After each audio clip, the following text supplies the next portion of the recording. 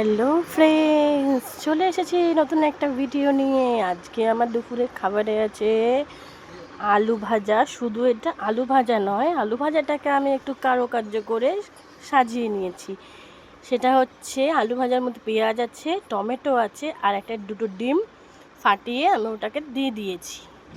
তো তৈরি হয়ে গেছে আমার রুটি দিয়ে খাওয়া একটু টেস্টি আলু ভাজা। তার সাথে আছে দুটো রুটি, এই যে একটা দুটো রুটিটা গাইস আমি কালকে রাতে বানিয়েছিলাম। কালকে তো আমি আগেই খেয়ে নিয়েছি। আর রুটি আমি রাতে বানিয়েছিলাম ছেলে মেয়ের জন্য, শাশুড়ির জন্য। তো আমি রুটি সেটা দুটো রেখে দিয়েছিলাম আমার জন্য, সেটাই আজকে দুপুরে নিয়ে নিয়েছি।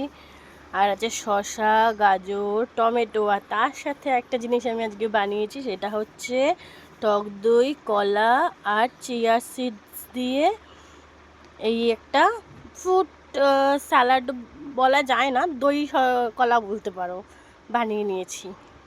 তো এইটা হচ্ছে আমার দুপুরের খাবার। এটা খেয়ে আমি আজ দুপুরের খাওয়াটা কমপ্লিট করব। তোমরা দুপুরে কে কী খাও অবশ্যই আমাকে জানিও।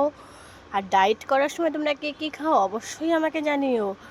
তাহলে আমি যদি না খেয়ে থাকি বা আমার যদি কিছু জানার থাকে তোমাদের থেকে আমি জেনে নেব। আর একটা কথা তোমাদের ফ্রেন্ডস বলার আছে, আমি কিন্তু কোনো ভিডিও এডিট করি না। আমার যা হয় রিয়েল ইনস্ট্যান্ট ভিডিও করে পাঠিয়ে দিই।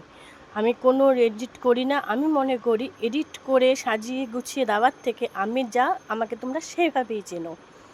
তো ওই কারণে আমি কোনো কিছু এডিট করি না।